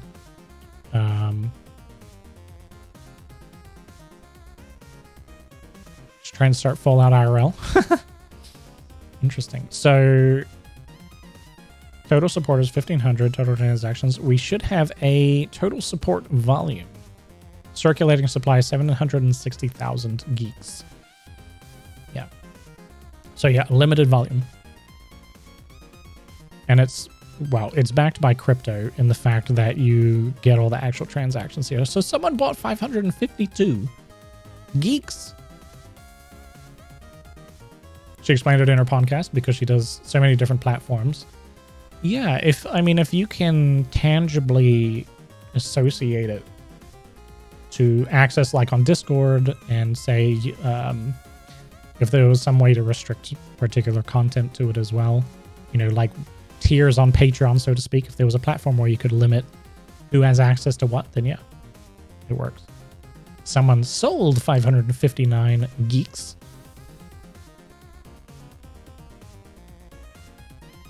Interesting. I have to say, it's an interesting concept for supporting creators. I feel like there's a way this could go bad, though. If everyone sold all their coins, then who's financially backing this? Yeah, thank you about that. So, yeah, this isn't going to be available for every kind of content creator. Because what happens is you have to have financial backing to produce this. So say you produce 100,000 coins, right? There's 100,000 coins in circulating supply. People buy them for $5, whatever. Say the price crashes to $2, or say everyone sells their coins at once. That money has to come from somewhere, right? They have to get all their money back. So yeah, it's not going to be super accessible to everyone, but it's an interesting concept. Unless Rally's funding it? I don't know. I'll look into it either way. A few other creators that have created their own cryptocurrency. I mean, technically speaking, it's not exactly this easy, but anyone can create a cryptocurrency. Whether it has any value is a different thing, right?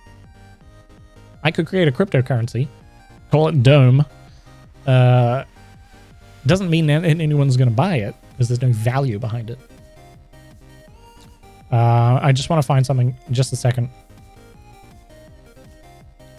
There is a separate thing, and there's two examples of this, and I think one got the inspiration from another, but I have to try and find it first. There is... So TLD Academy, who's a photography streamer, he's literally just moved from... Well, he's recently moved from Twitch to YouTube. He had his own coin made. Now, this is a physical coin for the community to purchase. I'm just trying to see if I can... He had a photo of it. You know of two bigger streamers that made their own crypto? Nick Erie, how you doing, by the way? Yeah, and like I say, people can create their own crypto. Whether people buy it is a different thing. Whether the people perceive value is a different thing. Okay, I see where he might have gotten his inspiration for. This? There we go. Yeah, there's a ton of cryptocurrencies. Most of them are worth nothing. So I think... So this is a shot here. So you've got the Nikon Ambassador coin, which is possibly where Aaron got the inspiration for it. But he had these own coins himself. This is the Lightden Academy, which is what TLDA stands for. It's a collectible. It's not a currency, right? But this is an actual physical big-ass coin. It's quite thick, too, that people in the community can buy. Get on that pump and dump crypto. Don't get me started. Things like this are different because they're in between step. As in Felicia Day's one, it kind of is a in between step, Violet, in a way. People are buying geeks to use for her community, so to speak. So you get exclusive content, whereas something like Dogecoin, people are trading it to make money, not for exclusive access to anything. Yeah, you have to buy it with crypto. That's just generally how a lot of cryptos start out. There's certain cryptos you can buy with actual currency. So I can use my British pound and buy crypto.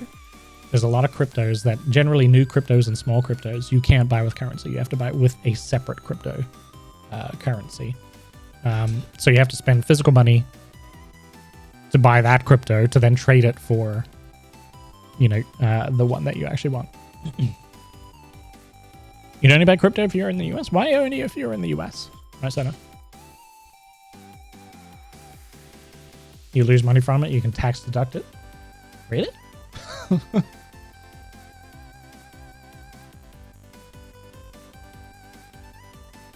So yeah. Anyway, Aaron got these actual ones minted, and they're quite, as you can see, they're fair decent size. But as someone in this community, it's a collectible, like someone said. If someone in the community wants, they'll pay $20 or whatever, and you become like an exclusive holder of one of these coins. Now, I'm just going to see if I can find the other example that I'm aware of.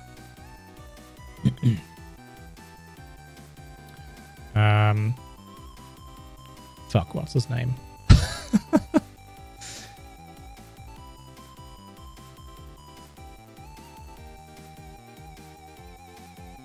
Let me try and find it. You'd not buy crypto. You don't want stress. Frank said if Bitcoin drops hard, he might buy some from Christmas money.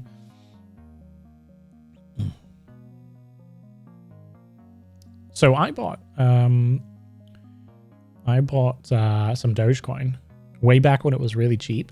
I just thought, I had like $20 spare, right? And I was like, everyone was talking about it, and it was when it sort of its hype started building. And I thought, $20 I've got spare. Let's see what happens. I'll, my first venture into crypto. So I bought $20 worth of Doge, and like the next day, I was talking about it with Crackle, and she's like, I've got $20, put it in as well. So we had $40 of Doge, right? And trying to think, 8 months? I was just, I was learning about it. I was watching it, I'd take a look at it each day, and it just sort of like moves a little bit. In the end, I sold it. I sold it in a slight, it had gone up a lot, and it went down a little bit. And like when it went down a little bit, I sold it all, and in the end, I made $200. So out of 40. So, it was good. Decent return. I didn't get rich, but it was nice. At least I made a return. For spare money? Yeah, some people are dumping huge amounts of money into it, and they're just stupid. Yeah. And yeah, there was a recent Bitcoin drop as well because China banned all cryptocurrency transactions. Twitchy, how you doing, by the way? Put in 17, walked out with 300. Yeah. Yeah, just put some spare change into it. You have a little bit of fun. Sorry, I'm still trying to find this other coin reference. The Chinese banned all cryptocurrency transactions, and because of that, Bitcoin saw I think it was like what, $7,000 drop in value or something. Doubling your money for doing nothing, in your opinion, is very good. Yeah, I mean, I was going to put more into it. I wasn't going to put any more into it, but taking $40 and turning it into 200 for literally no effort. It was all right. Semi-lurking? No worries. Hopefully you're cooking something good. Your gaming ETFs are not doing that well. Should have waited to buy them. You didn't know every developer was going to get involved in controversy at the same time.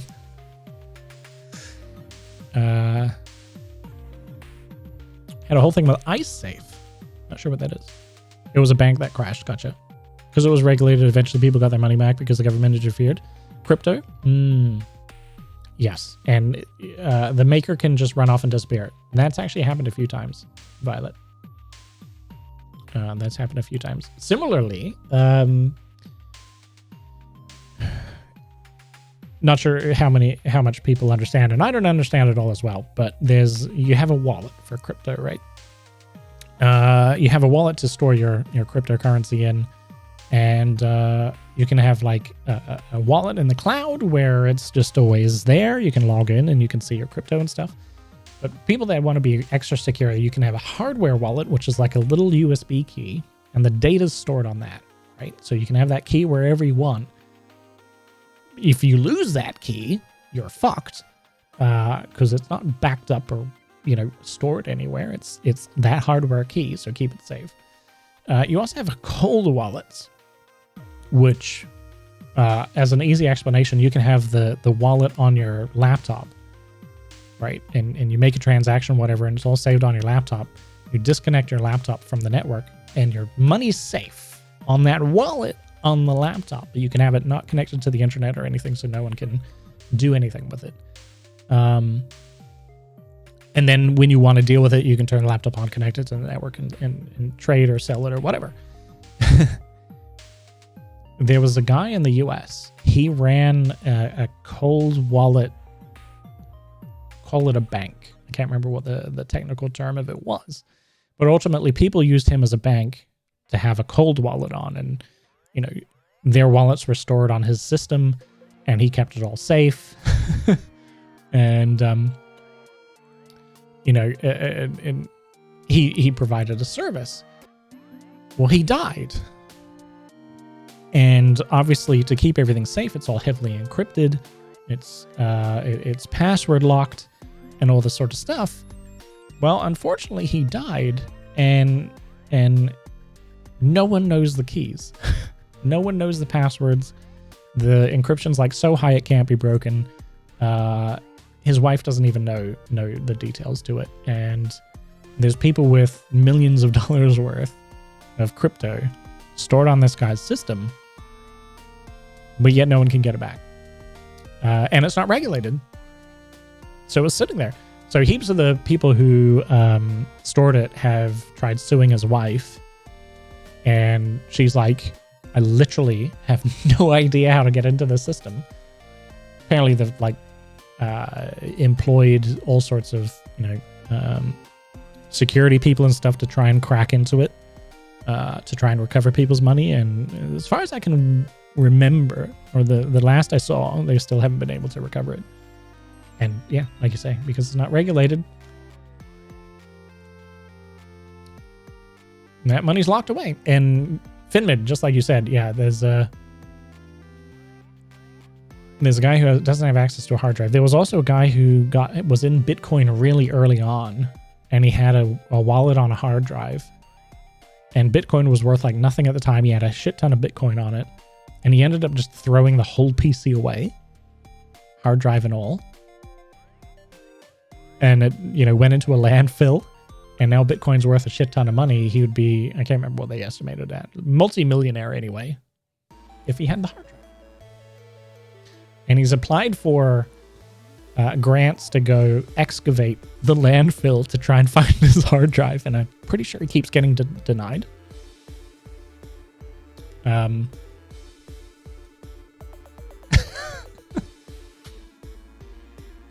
We should be looking for old laptop in a landfill.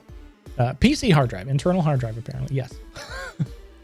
But even then, it's probably password protected and encrypted and stuff. So yeah, but because it was worth nothing at the time, he's just like, fuck this.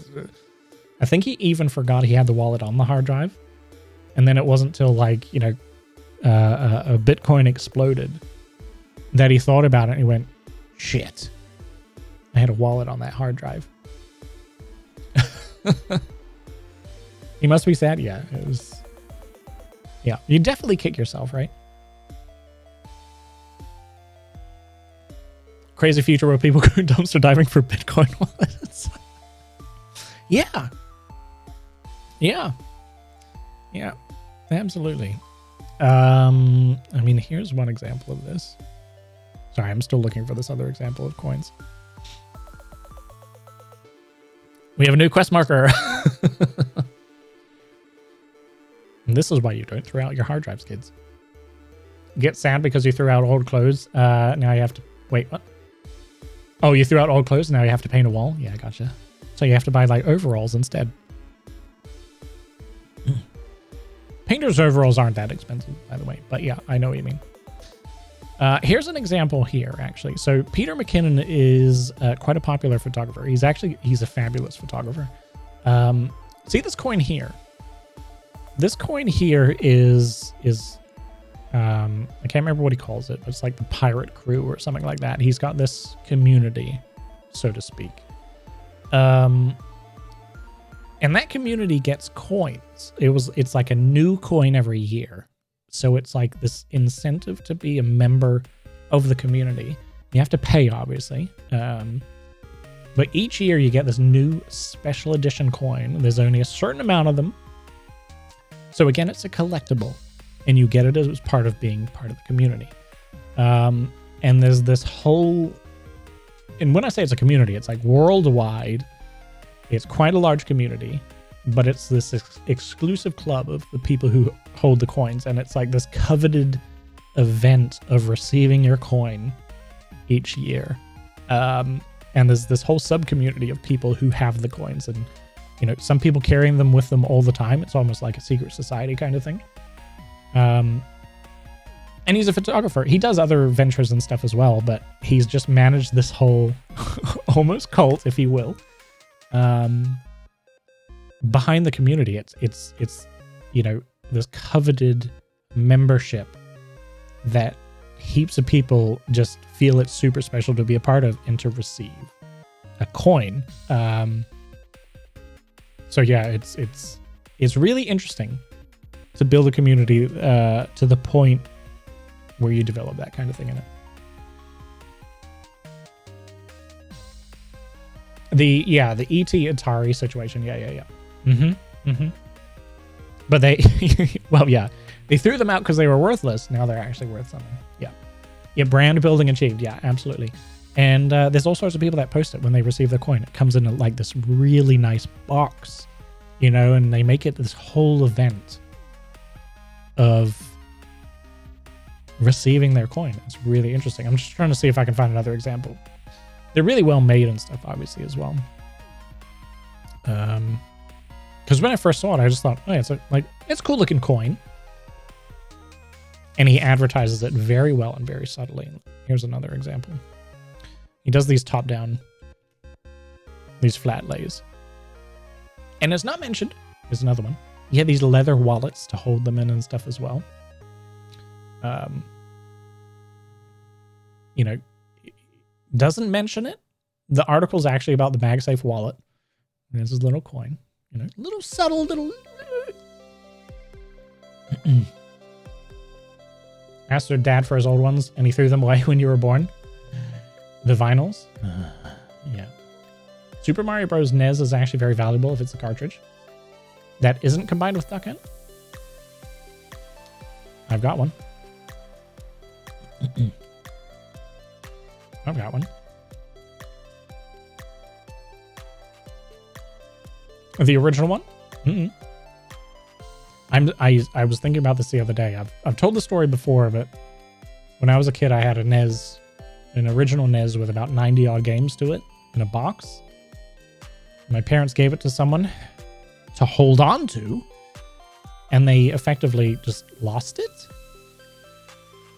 This was back in the 90s, and I was literally, the memory came up last week, I think it was, and it was just like, I'm still really sore about that because today it's worth a freaking fortune. I just wanted to play the games, but to rebuild my collection, which I can't even remember all the collection that there was, to rebuild the collection would cost a freaking fucking fortune now.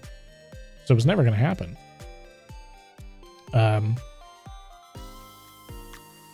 Yeah, I'm still sore about it. You feel sorry for me? Yeah. There were some really good ones in there too that are really expensive nowadays to replace. So I've got a NES. Right? It's easy to get a NES now, and it's been chipped and stuff. And I have 2 games for it because they're so expensive.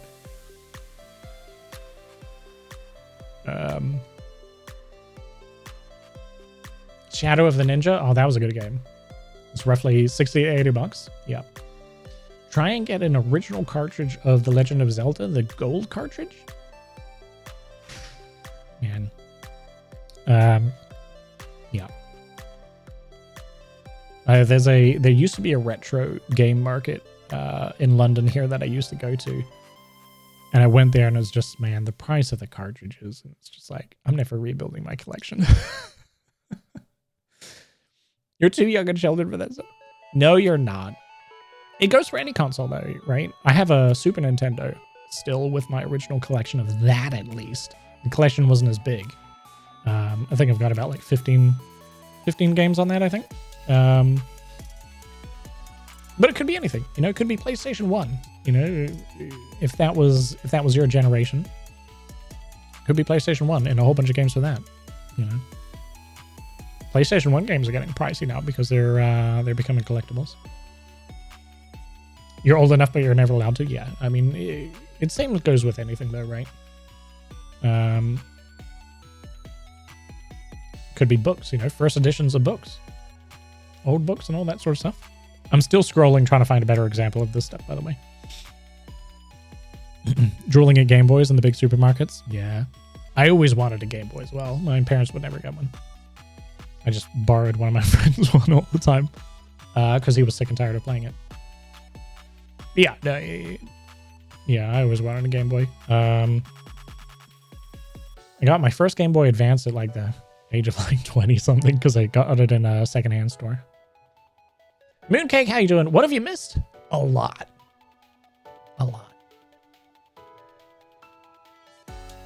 Used to go to trade fairs and buy random old cartridges. You had about 100 NES and Atari cartridges. ColecoVision. Wow. Yeah, over here at least. The trade fairs aren't the same. They're more for like antiques and stuff. If I saw an old cartridge, depends on the price though, because you can go to things like eBay and get they're readily accessible like on eBay and whatnot, but you'll still pay a pretty dime for it. It's unlikely you'll find one at a fair that's cheaper than on eBay, unless the person doesn't realize its value, which is uncommon. You never got one either? Your parents were very anti-tech? My parents got us the NES when I was very, very young. They didn't care for consoles after that, probably because I spent so much time on it. I got my own SNES. I got it secondhand off a friend, and all the games and stuff were secondhand as well. After that, it was pretty much bought on my own consoles. Anti-tech. Of all times, right? Komodo just waits in the background for the opportunity of a pun. That's what he does. Saw the neighbor's kid with his face always in it, so they decided that they could never enter the house. I had to do my schoolwork first, and then I had to get off the console to have dinner and stuff. But generally speaking, if I had free time, I could be on that. I spent a lot of time outside as a kid though, so like my parents probably didn't think it was too bad. I'd always be out skateboarding or surfing or something. So if I was at home, I would be on the console. Are we trying to find people that had no idea what games they had? Just a big box. Yeah. So there's a retro store I actually follow on Twitter Space, and I don't know how they do it, but they post about like the new stuff that's coming into the shop, and literally they'll have these massive moving boxes, and it's like, oh, someone's just getting rid of their old consoles and games, and it's full to the brim of cartridges and games and stuff, and it's just like, who has these kind of collections and doesn't realize what they're worth?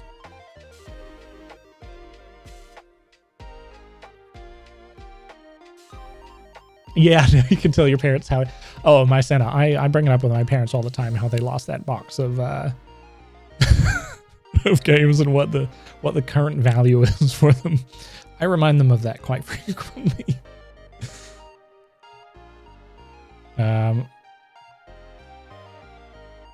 Yeah, maybe if they clear house and storage boxes, yeah, but clearly they don't have an understanding, or maybe they just can't be bothered with it, Violet. But this retro store seems to acquire box loads of cartridges, and they might be a little bit dusty and stuff, but they're just like, oh, we managed to get hold of this box, or someone like gave us this box of stuff.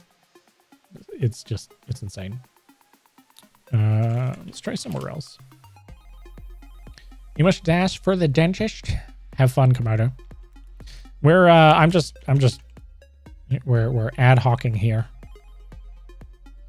I'm just trying to find a more example of the coin here. Companies go under? Yeah, maybe. I find it very rare finding collections of consoles and stuff, and people don't understand its value. Have fun at the dentist, though. That's always a good time, right? Sorry, I'm scrolling. I'm trying to find more examples. Show you here.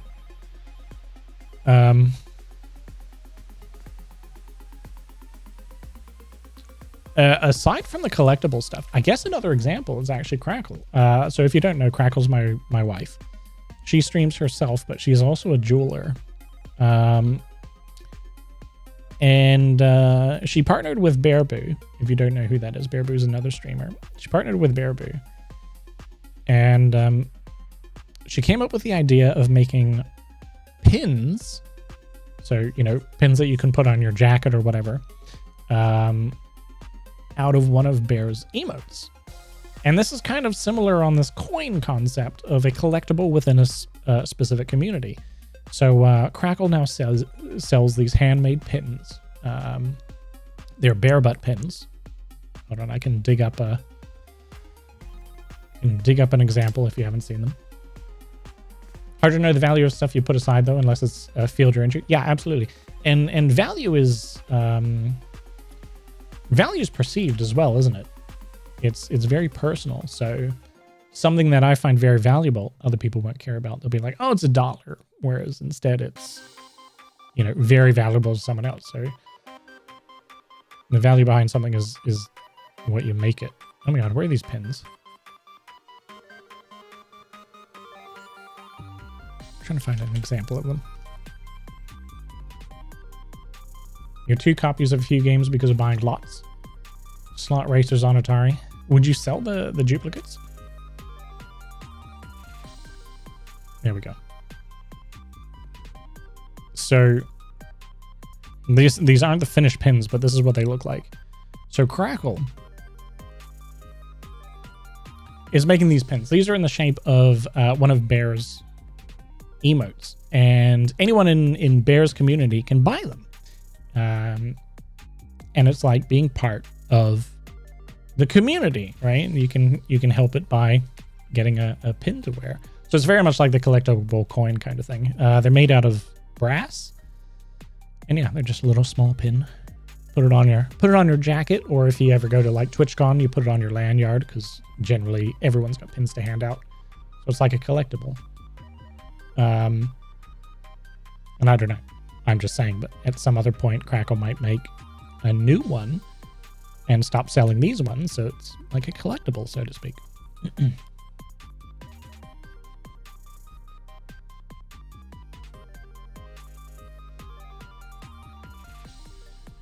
Clicked on the notification. Sorry, Violet. How much is one? What does Crackle got these for? I think they're like 10 pounds, I think. Yeah, I think it's about 10 pounds. So yeah, just handcrafted out of brass with a little pin back put on them. And yeah, so they're all very slightly different since they're all handmade. Yeah, and the same thing as the coin, which I'm still trying to find the different versions of Peter McKinnon's, but man, he posts so much, it's hard to find them. I find the Peter McKinnon one very interesting because the community is so obsessed with the coin, it's almost its own thing in itself. Is there a link to a shop? There should be a panel in my channel if you just scroll down a little bit, or you can do the command Crackle there. Yeah, she's just put out a Halloween collection, which is mostly resin stuff as well.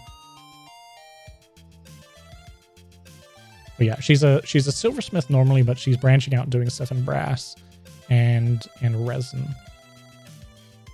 Oh my God, how many times does this guy post?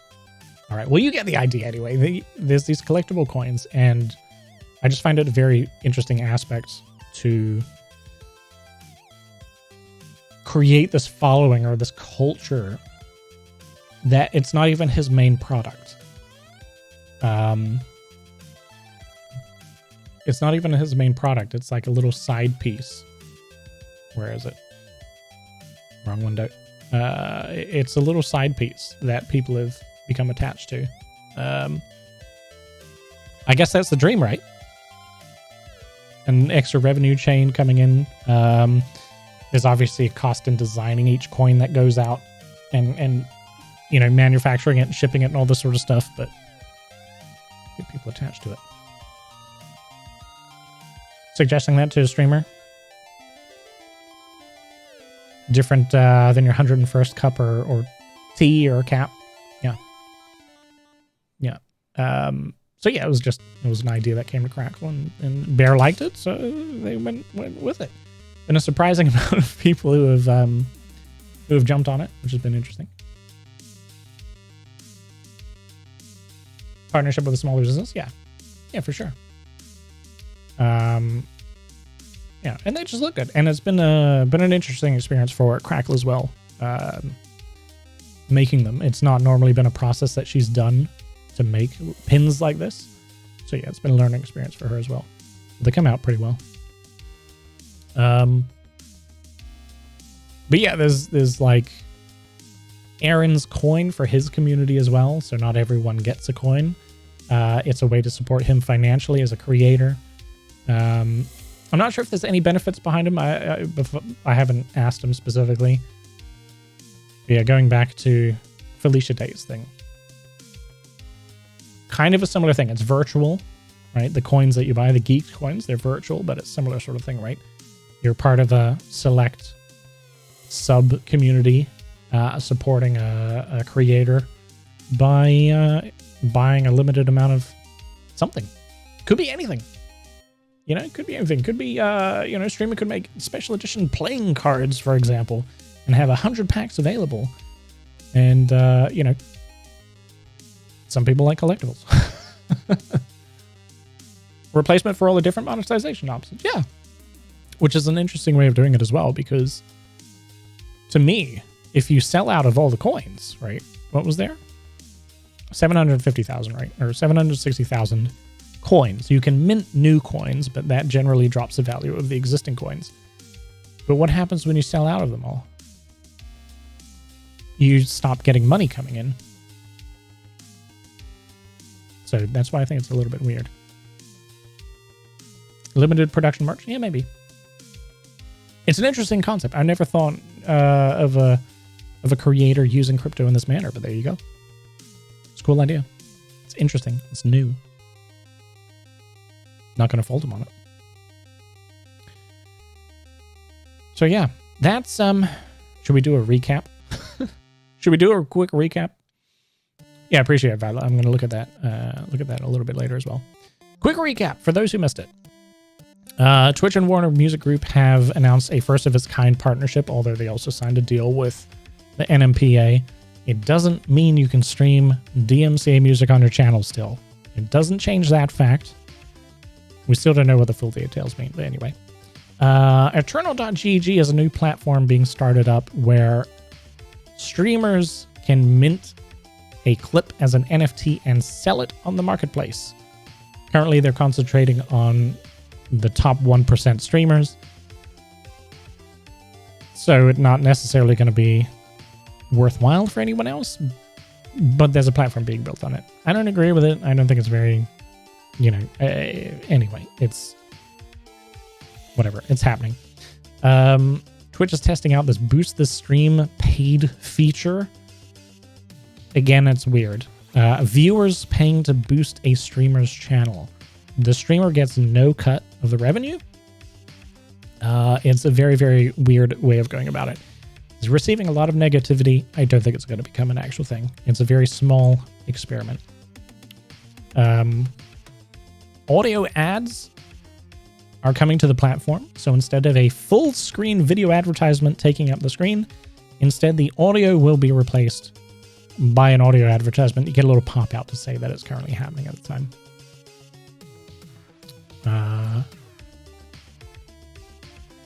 There's a trial currently taking place where the thumbnails for your streams on Twitch are being replaced by this format, which is like your profile picture and just a pre-made template rather than it being a screenshot of your stream itself. My suspicion is they're doing this to cut down on the amount of hot tub streamers showing up on the front page for anyone. That's interesting. Yeah, I have a feeling it's to combat because there were a lot of complaints about hot tub streamers and stuff showing up on the front page, even when logged out, which is not great for minors. It's not great for brands. That's my suspicion anyway.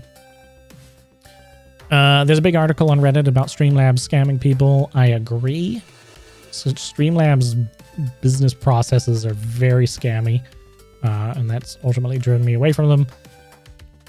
Links for this were provided in chat. I'll provide them in the Patreon post as well. And not great for money? Yeah, not great for money.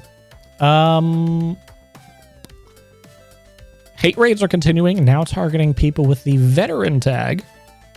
This is an example screenshot of follow botting, but the accounts are targeted at triggering people with the veteran tag. So offensive usernames. When can the kids go back to school? Right. An update on the YouTube side of things is they can now show which videos are attracting new viewers, not returning viewers, new viewers who are later then coming back for more videos. So this is really nice for seeing viewer retention as well as growth as well. So as a creator, you'll be able to see which videos are attracting people and getting them to come back, which is quite cool. YouTube's stepping up the competition. They are. This is a nice little feature.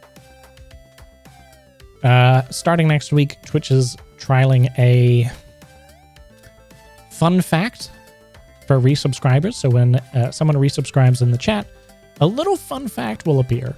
So the subscriber is followed for 900 days, or their most used emote is X. Kind of a nice little thing, but it's very minor. Very minor. The new chat verification is out. It's been out a week now.